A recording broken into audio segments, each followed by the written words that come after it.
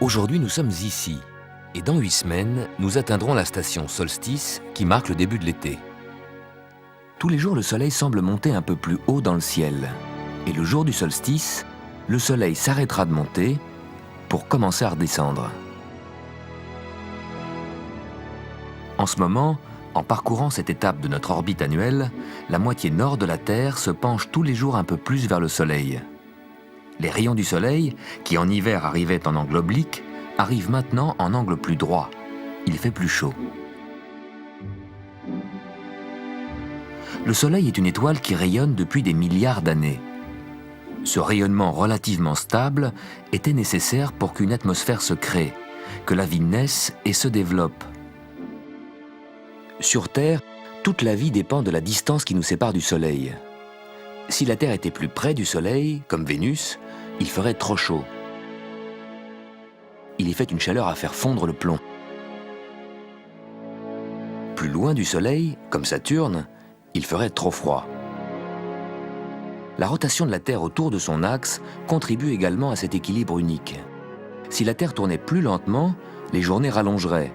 Le jour, le Soleil nous chaufferait trop, et pendant les nuits, plus longues, les températures baisseraient trop. Par contre, si la Terre tournait beaucoup plus vite, l'atmosphère, l'air que nous respirons, poussé par les forces centrifuges, s'échapperait dans l'espace. Cet équilibre nous permet de vivre, unique et fragile dans le système solaire.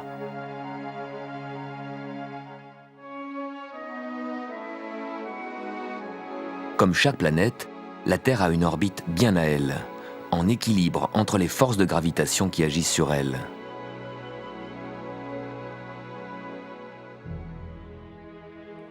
La stabilité de notre Terre est renforcée par la Lune. Sans elle, la Terre vacillerait trop pour avoir un climat stable et vivable. La Lune est attachée à la Terre par la grande force d'attraction de la Terre qui l'empêche de tourner librement. Et la Terre est stabilisée par la Lune, comme un funambule stabilisé par sa perche.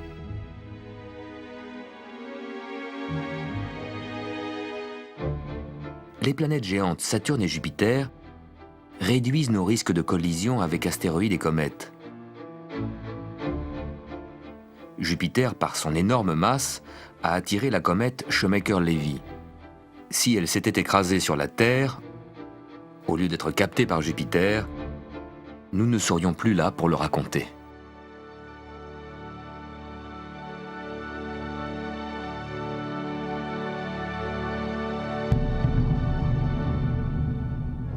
Le rayonnement du Soleil apporte à chaque mètre carré de la Terre l'énergie d'une douzaine d'ampoules de 100 watts. Le Soleil chauffe l'air. À l'équateur, l'air chaud, plus léger que l'air froid, s'élève en altitude et commence à s'écouler vers le nord et le sud. Mais la Terre tourne plus vite à l'équateur qu'ailleurs, alors les masses d'air sont déviées dans le sens de la rotation de la Terre avant de redescendre vers le sol et de revenir vers l'équateur. Ce sont les vents alizés. Au-delà des zones tropicales, le Soleil chauffe moins. La rotation de la Terre entraîne les masses d'air. C'est ici que se forment les grands courants des vents d'ouest que vous voyez souvent sur les cartes météo. En dérivant vers le nord et le sud, les nuages s'enroulent en spirale parce que la Terre tourne moins vite côté pôle que côté équateur. Voilà pourquoi, dans l'hémisphère nord, les nuages s'enroulent dans le sens inverse des aiguilles d'une montre et que dans l'hémisphère sud, ils vont dans l'autre sens. C'est ainsi que les vents transportent la chaleur des zones tropicales vers les zones tempérées et répartissent l'énergie solaire sur toute la Terre.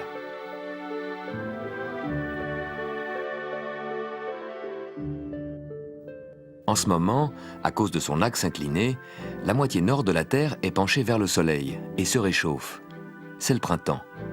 Chaque année, le cycle des saisons se répète, avec seulement de petites différences. Mais à long terme, le climat sur la Terre change. C'est le rayonnement solaire qui détermine notre climat. On pense qu'il existe un cycle de 26 000 ans, lié à la force gravitationnelle du Soleil qui tend à redresser l'axe incliné de la Terre. Mais par ailleurs, les forces d'inertie de la Terre ont tendance à maintenir son mouvement tel quel. Le tiraillement entre ces deux forces fait vaciller la Terre, très lentement. Au cours de dizaines de milliers d'années, Les rayons du soleil nous parviennent donc différemment, et ça peut changer le climat. Ainsi, la glace du pôle Nord peut envahir toute l'Europe et l'Amérique du Nord, ce sont les aires glaciaires. Puis ces mêmes régions peuvent devenir des régions tropicales. Le climat de la Terre a subi des bouleversements gigantesques. Au début, il n'y avait de vie que dans l'eau. Pendant plusieurs millions d'années, l'énergie solaire a fabriqué un mélange d'azote et d'oxygène à la surface de notre Terre, et ce mélange, c'est l'air que nous respirons. Alors cette légère montée de la température depuis quelques petites années, n'est-ce pas un peu prétentieux de vouloir l'attribuer uniquement à nos activités humaines, alors que nous savons à peine comment fonctionne notre chauffage principal, le Soleil? La planète la plus proche du Soleil, c'est Mercure.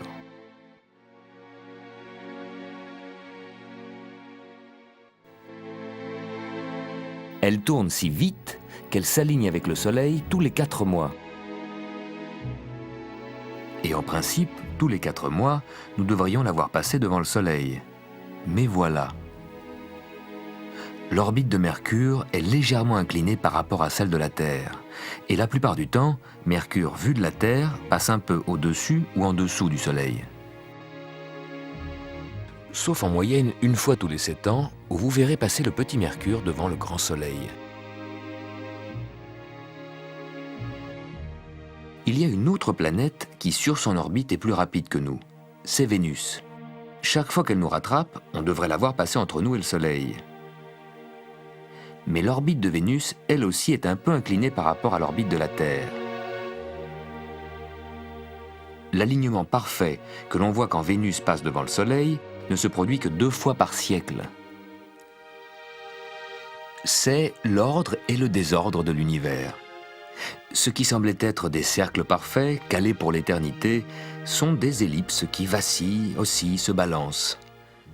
Le système solaire vibre et se dandine comme un être vivant.